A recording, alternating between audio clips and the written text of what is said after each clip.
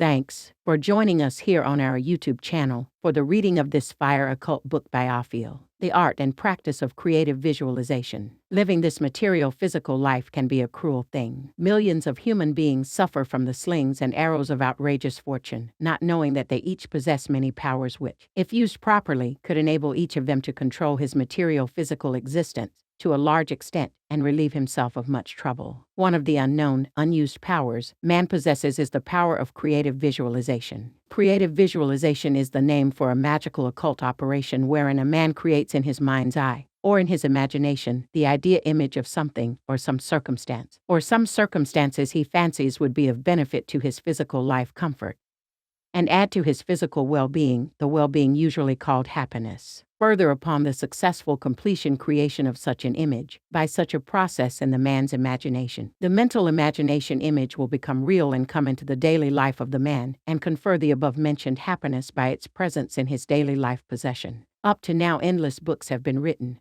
published, and sold describing this magical occult process, calling it by various names but all names meaning the same thing. Such names as contacting God for your daily supply, or creating circumstances, or 7 steps, as one school puts it, and so on through many other titles. This book is another one of those kinds of books about those kinds of creative visualization systems. However, in this book it is my intention to go much deeper into this subject of creative visualization than has ever been gone into before by anyone. I intend to give you all the knowledge and information and practices necessary to enable you to understand and use and practice successfully the great art of creative visualization. And I do this with the sincere hope that by your study of this book you will be able to use this great art so well that you will be as happy as it is possible for you to be by arranging the physical circumstances of your life to your heart's desire. But before we go any further into a study of a system of creative visualization, I think it proper that we should stop here and ask first a big question. Can and does a system of creative visualization really work? And if, for now, we assume that the answer is yes, then some other questions are in order. Questions such as, how does it work?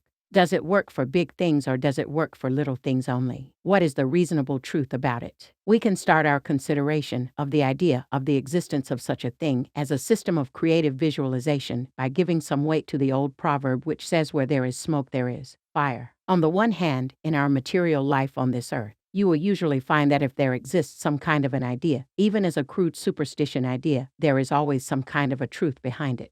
Therefore, you can take it, tentatively, that if a system of mental creative visualization had absolutely nothing behind it at all, the idea of such a thing would not even be in existence. Of course, on the other hand, the other old proverb, if wishes were horses beggars would ride, can give some weight to the contrary idea that any visualization system would not work no matter of what they were, or of what they consisted.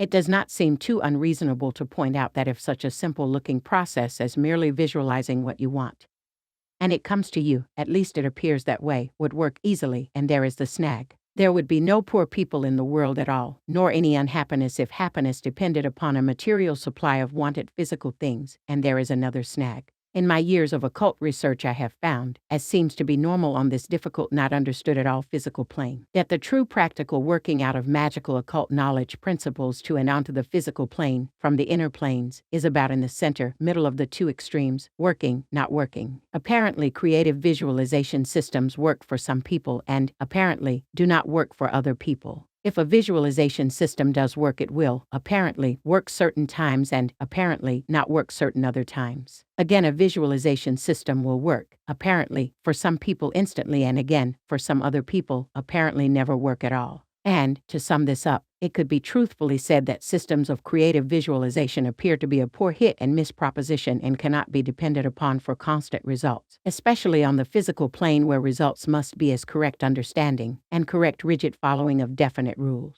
To be a little more specific, the art of creative visualization and all other occult work involves work done on other kinds of planes in addition to the work done on the physical plane. And how to do inner plane work means knowledge, and more knowledge, and then practice, based on that knowledge, and more practice, and more practice. In creative visualization work, all the planes involved in our cosmic existence are used: the etheric, the lower astral, the higher astral, the mental plane, and the causal plane, and all these planes have definite rules and laws from which they will not deviate one iota. And so the rules of all these planes must be followed closely if you are to expect good, final, physical plane end results from preceding inner plane operations. Then, even when and if these laws are followed closely and intelligently and correctly, there can be other local and cosmic conditions which can prevent occult techniques from working temporarily. Some of these will be noted later on in this book and explained separately. I am going to list a number of inner plane laws. I intend to treat each of these laws, in the order of its importance, as completely as I can. Then I will set up the operational technique for each law as completely as I can. Most of the techniques I will put into a section by themselves and treat as practices. I will try to sum up techniques, laws, and practices at the end in such a way that you will understand them and be able to do likewise. Please pay close attention to each law, technique, and practice as it is introduced in the book.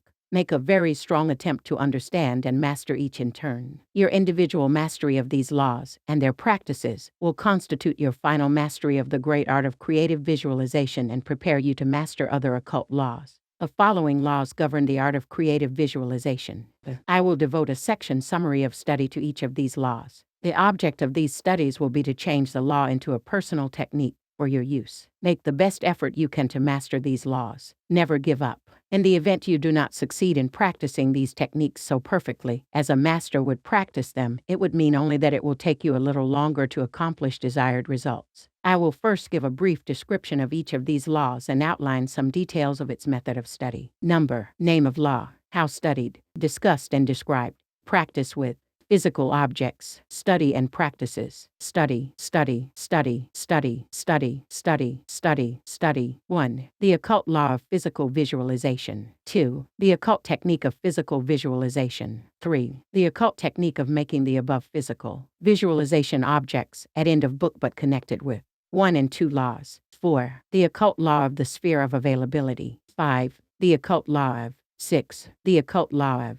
7. The occult law of barrier. 8. The occult law of treasure chart. 9. The occult law of emotions, limitation binding the. 10. The occult law of reversal of planes. 11. Summary and practices. Law number 1.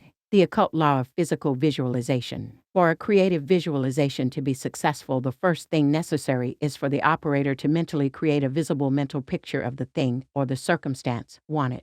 This kind of mental visual creation the average person cannot do easily, but unless this mental creation is done, the creative visualization work cannot proceed to a successful conclusion. Law number 2. The occult technique of physical visualization. The technique law is described and directions given for carrying it out.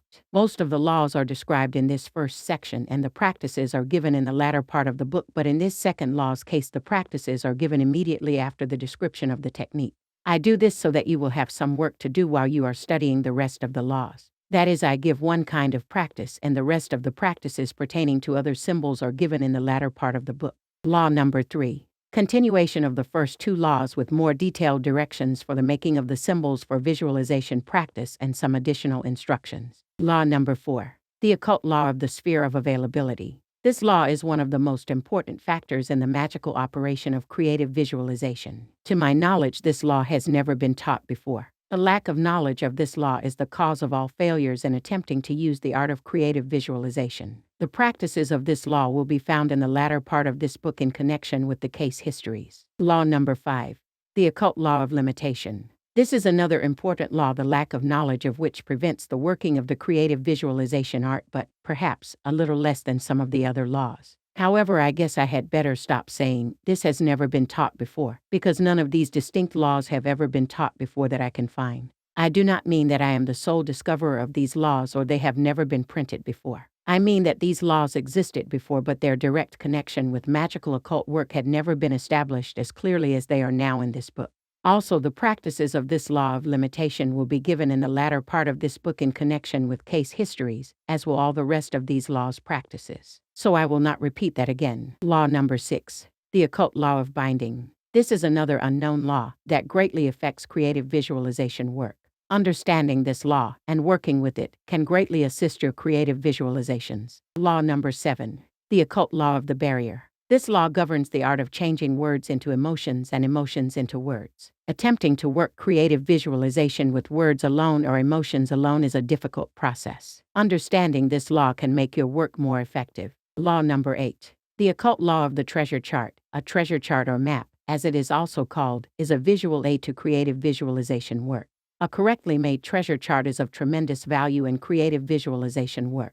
Full directions are given for making this magical tool. Law number 9. The occult law of emotions. The part that emotions play in creative visualization work is usually referred to but little more. Here a full explanation is given so that you will understand the part emotions play and can take full advantage of them. Law number 10. The occult law of the reversal of planes. Ordinary English words are not very good when it comes to explaining the very fine metaphysical operations of inner being things. Thus the fact that all planes are reversed to each other is almost unknown to many occultists.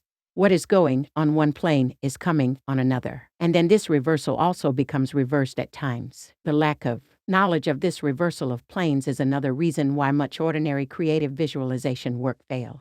Summary and practices, mostly given through the case history type of instruction. In the opening pages of this book I said, endless books have been written describing an occult process called creative visualization. And then I said, this book that you are now reading is another one of those kinds of books about those kinds of creative visualization systems. The next few paragraphs will be in the form of questions and answers. Imagine you asking these natural questions and I giving the answers. The first natural question you would ask is, if there are so many other books on this subject already written, why then another book? And the correct answer to that question is, yes, there are lots of books already written on this subject, but the instructions contained in those books do not always work so well, or, let us say, do not work so well as to preclude the introduction of another book on this subject. And your next natural question would be, if the instructions given in those other books did not work so well, then how did the authors get away with writing books that contained instructions that did not work? And the correct answer is, those instructions, as given in those books, did work, but only for the authors of those books. What these questions and answers add up to is this: due to a particular personality quirk, which these authors alone automatically, naturally possessed, these authors unconsciously did all the techniques of the creative visualization work properly, and thus the process works for them successfully. Once these authors get a creative system working for themselves, they hasten to write a book about it, and, usually having money, they get the book printed. Then occult students hasten to buy the book to get the magic system to work for them. And the magic system works sometimes, and sometimes it doesn't, depending on how closely the student is like the author in personality peculiarities of the same type.